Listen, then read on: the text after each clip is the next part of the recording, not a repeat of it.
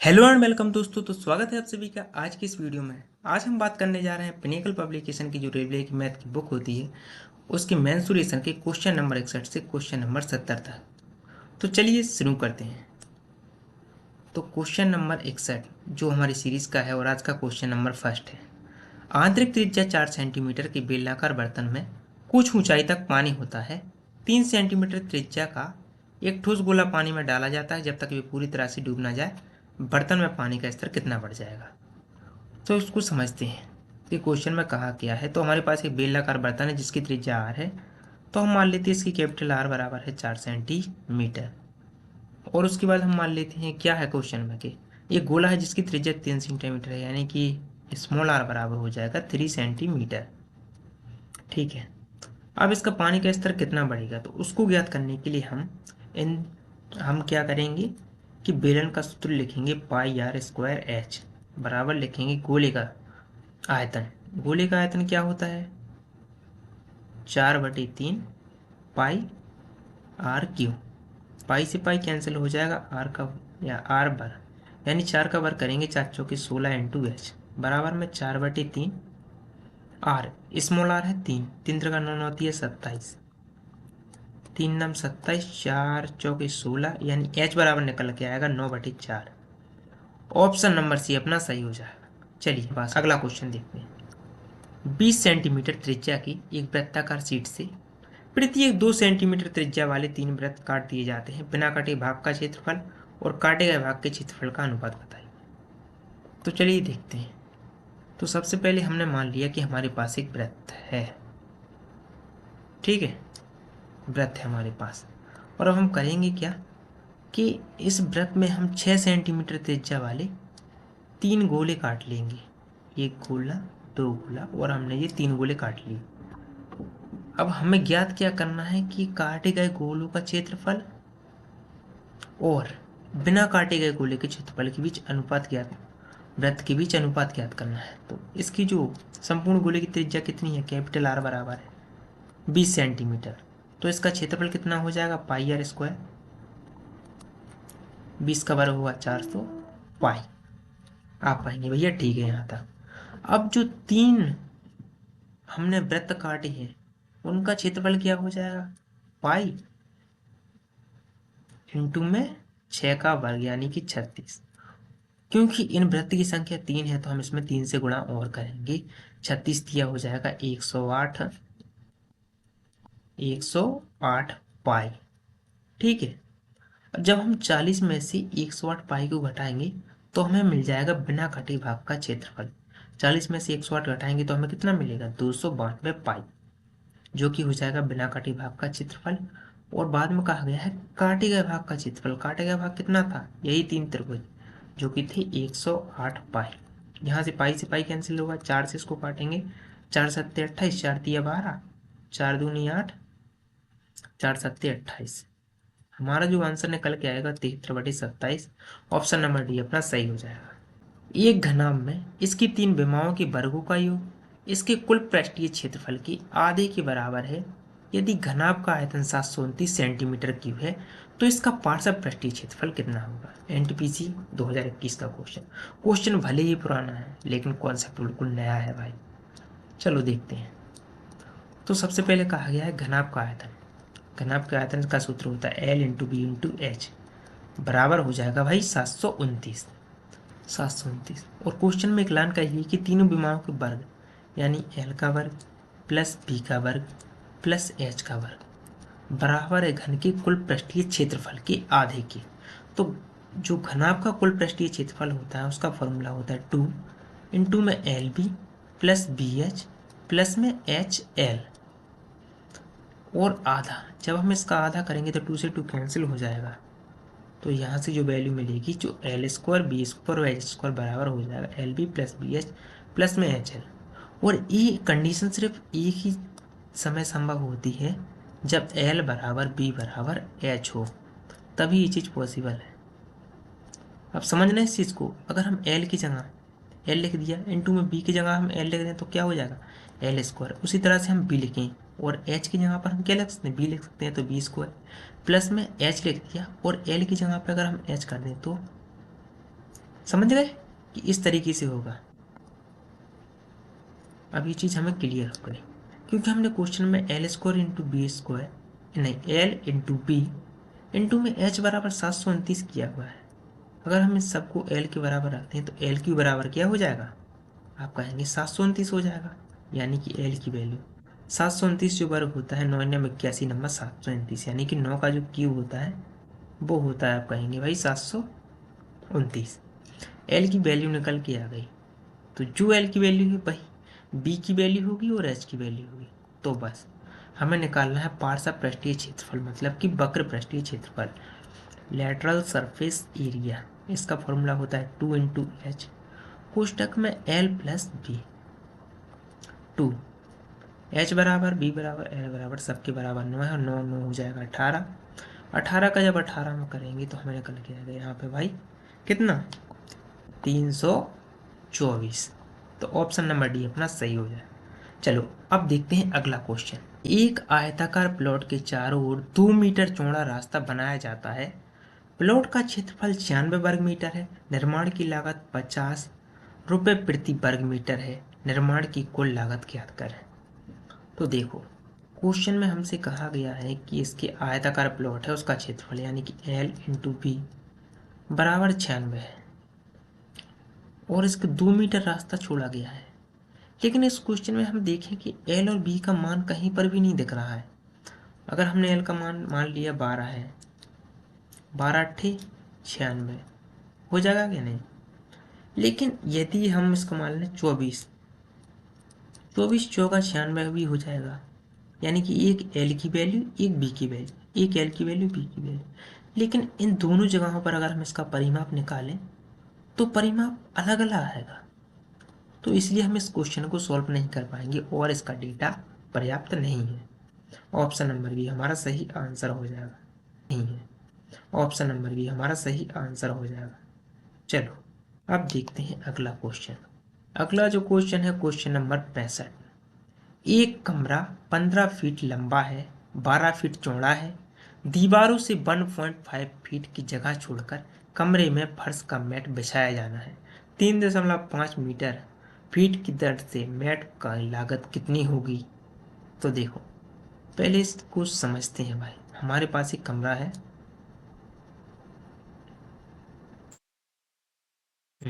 एक कमरा बन गया भाई। इसकी जो लंबाई है वो है भाई 12 फीट, और इसकी चौड़ाई है वो कितनी है, नहीं नहीं लंबाई है 15 फीट, सॉरी यार बोलने में गलती हुई, और ये है 12 फीट।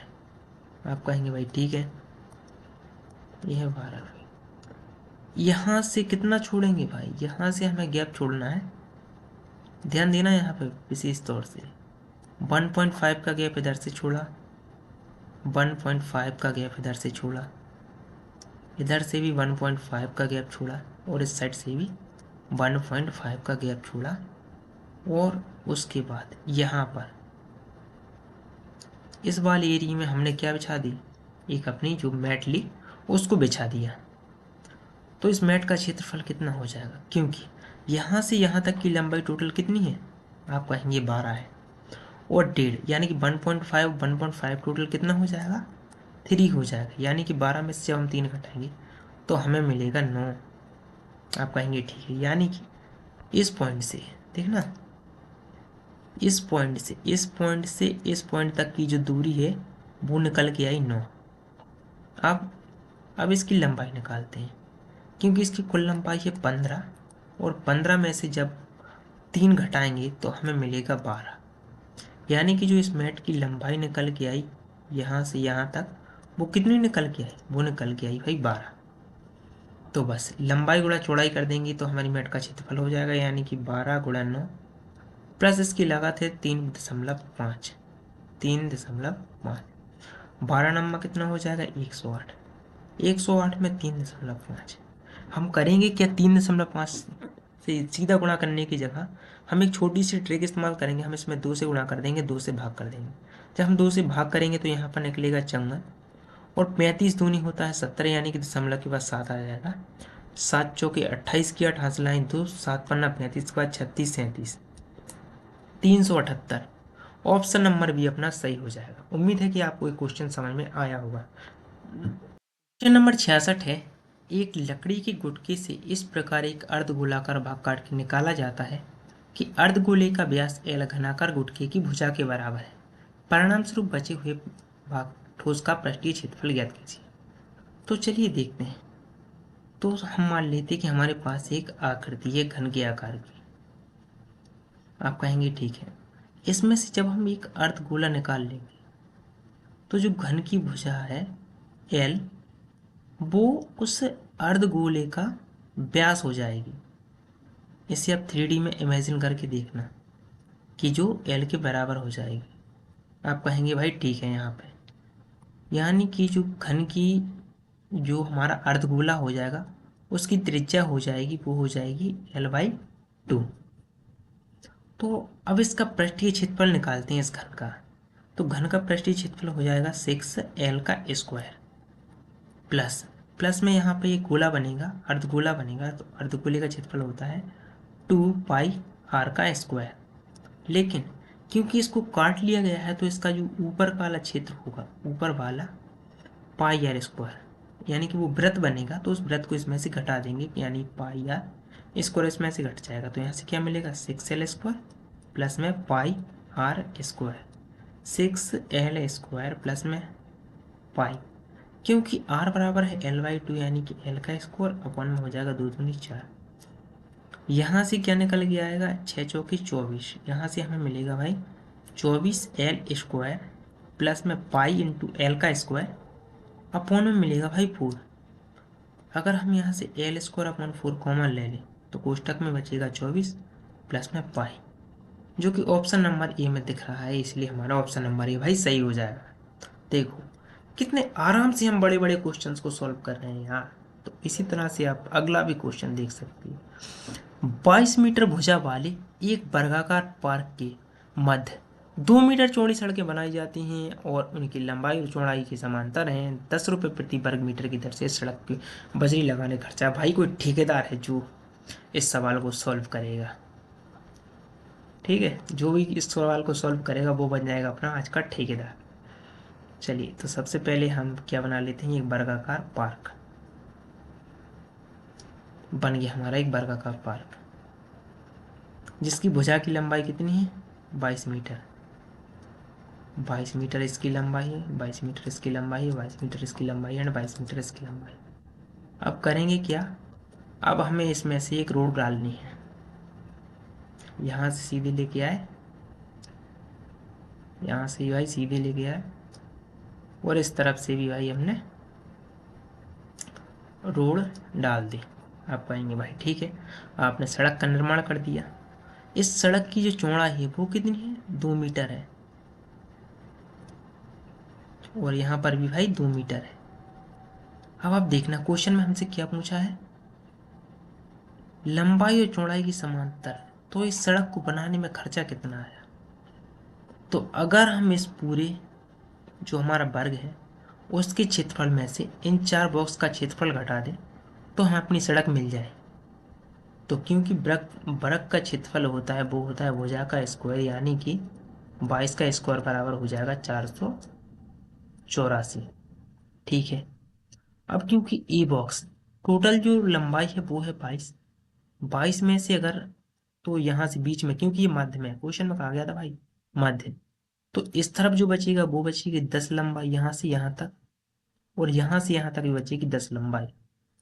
तो जब हम 10 और 10, तो इस छोटी सी बॉक्स का, देखो इसको अलग कलर से ड्रॉ करता हूँ, जब आप इस बॉक्स का क्षेत्रफल निकालेंगे तो वो कितना हो जाएगा, 10 गुणा 10 यानी कि 100।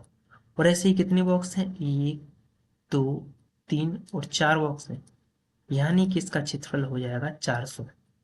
अब बस 484 में से 400 को घटा दो तो हमें कितना मिलेगा, हमें मिलेगा भाई 84 मीटर स्क्वायर। किसका, इस हमारी सड़क का क्षेत्रफल है।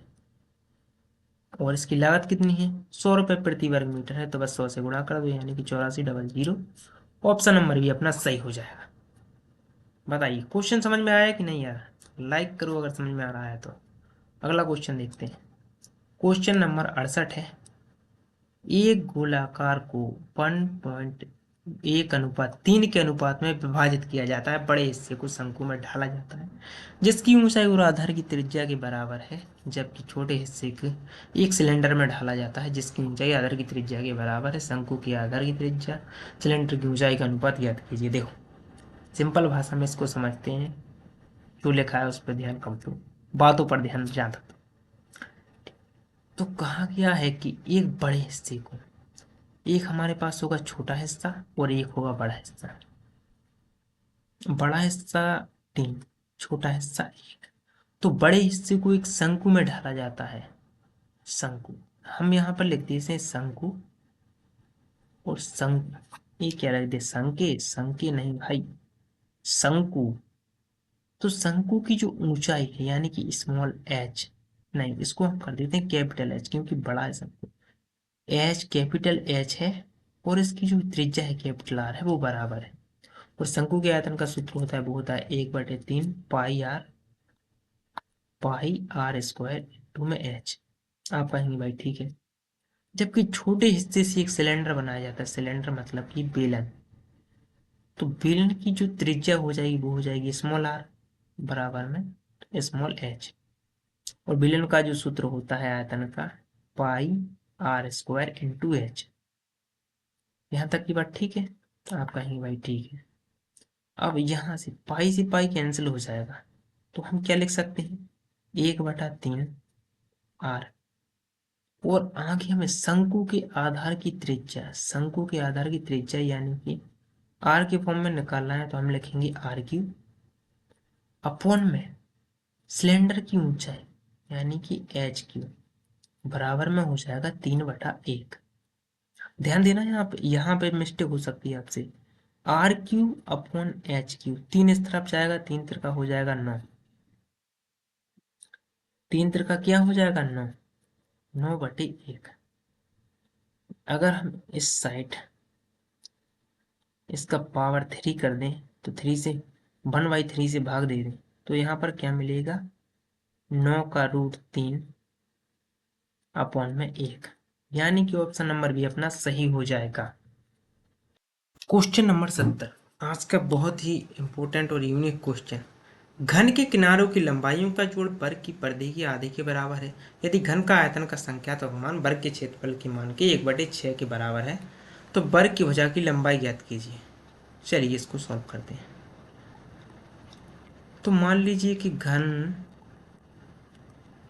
का भुजा, जो घन की भुजा है वो है a, और जो वर्ग की भुजा है, वर्ग की भुजा, उसको हमने मान लिया b है।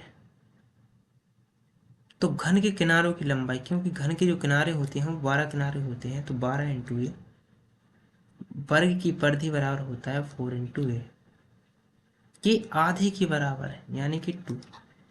यहाँ पर आ जाएगा 12a बराबर में